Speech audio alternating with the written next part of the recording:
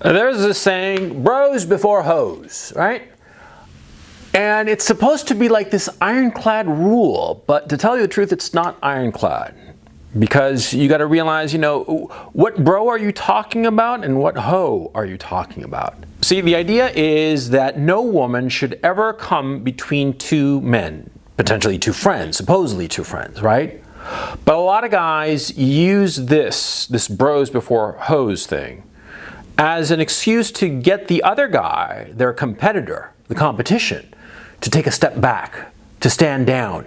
Yeah. Bro, man, you and I are bros, man, and how come you're going after her? I liked her first, man. Come on, bros before hoes. Always remember, bros before hoes. So just, let me have this one. Please, come on, be a pal. Smirk. Yeah, the guy's using the alleged camaraderie and fraternity between men to get his way. It's a sneaky little move, isn't it? Yeah, and guys do it all the time. And more importantly, they don't do it just with women. They do it in all kinds of stuff. Oh yeah. Yeah, the sneaky guy who's like always, short on money when you go out drinking, right? And he always winds up having other people pay for his drinks. Or the guy in a business deal who just wants to slide in a few conditions here and there that are really going to improve his situation to the detriment of your own. Yeah, these guys, they're all over the place. And they flip this line, bros before hoes, all the time. And variations thereof. Come on, be a pal, and come on, we're buddies. And the thing is, see, you're not buddies. You're not. No, you're not, because you get older and you realize that you have very few friends in life. Very, very few friends in life.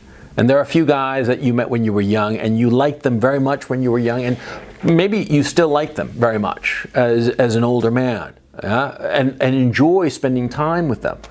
But never confuse having a good time with somebody and your best interests. No, because your best interests are more important than any friendship. It's as simple as that.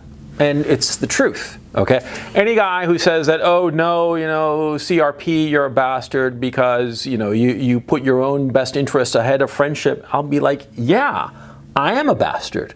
Of course I'm gonna put my well-being over that of anyone else, because nobody else is looking after me. Nobody else is making sure that I've got shelter and food on the table.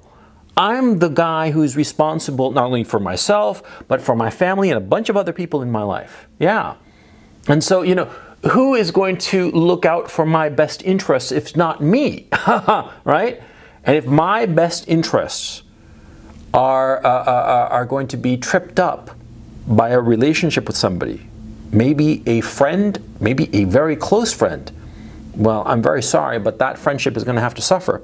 Because my best interests and me fulfilling my responsibilities is more important than any relationship with anyone on this earth. It's as simple as that. Yeah, and also a lot of times these guys who portray themselves as your friends, and who are trying to get you to stand down and not stick up for yourself, right? These guys aren't your damn friends. You stop to think about it and you realize that you've known them maybe for like a few months, maybe 2 or 3 months or something like that. And you're in some business deal or some project or whatnot, and they're pulling this friendship card on you. Bros before hoes, right? And trying to get you to give up something that's valuable to you, right? And they're using their force of personality and gaslighting you with this notion that you two are bosom buddies. When in fact, the guy is practically a stranger, you know nothing about him, and he's just using that force of personality to convince you of giving up something that will help him and potentially hurt you. Don't do it. Don't do it. Be the inner bastard that I know that you have within you. Yeah? Because we all have that inner bastard. I said it before in a video not too long ago, okay? And I'm sort of like reiterating the same message, but with a slight variation, because I want you to get it through your skull.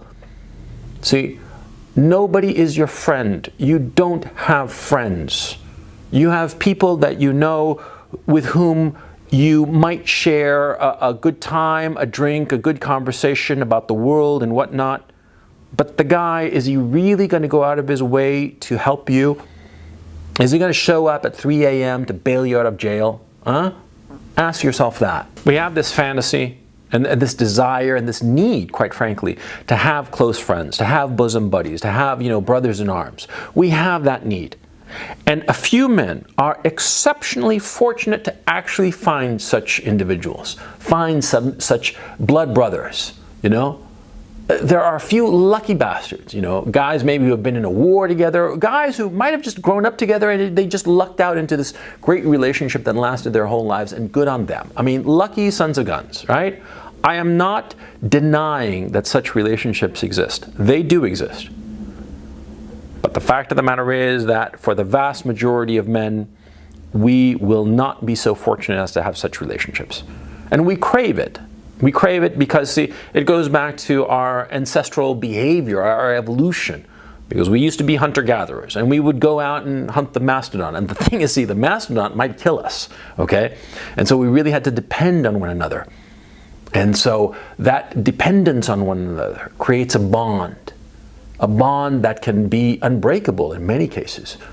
When you truly depend on another man and you know that that guy is always there for you, well, it creates a loyalty in you. It inspires a loyalty that you will kill yourself in order to fulfill.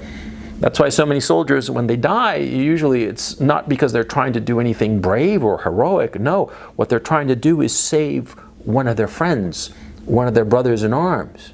They will do great acts of heroism to save a guy who they know in their bones would do exactly the same thing for them.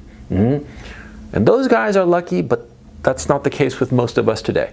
Most of us today do not have such relationships. But there are sneaky bastards who try to pretend and convince you and gaslight you into thinking that you and he actually have such a relationship when you do not. You just happen to be together at some specific point in your life. And you might be working together, but your interests are never going to be exactly aligned with another man's. Never.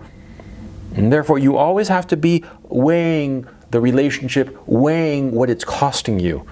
And realize that a lot of times they will try to pull this bros before hoes, but they're not your brother. You are not bosom buddies. You're just casual acquaintances who wound up in the course of your respective lives to be on the same path for a short time. And now maybe this congruence that you had, maybe you're starting to split apart. See what I'm saying?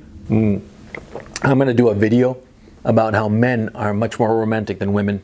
Oh yeah. We men, we have these romantic fantasies about romantic love, but we also have romantic fantasies about blood brothers. We dream about it, we yearn for it.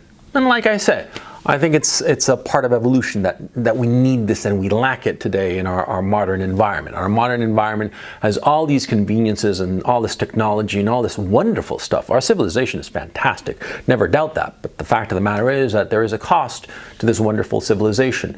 And that cost of that civilization is a lot of the closeness of human relationships that our ancestors had, but we are not so fortunate as to have today. And this is one of them. And so be very, very careful when somebody tries to fool you, tries to hoodwink you into thinking that you and he are brothers, because you're not. There's some girl, Mary Jane. She's hot as blazes, right? And there's some dude, John. And there's you, right? And Mary Jane, hot as blazes, you want her. So does John. So does every guy who's in his right mind and straight, right? And he comes up to you and says, oh, come on, dude, bros before hoes, man, bros before hoes. What's that telling you? It's telling you that, number one, he's a sneaky SOB, right? Because he's not your bro. He's just some random, right? And number two, he's telling you that he thinks that you can win. Yeah. He wouldn't be pulling that move otherwise. So what do? You say, no, buddy. Not bros before hoes, because you and I, we ain't bros, and I'm better than you. And then you go and you take the hoe.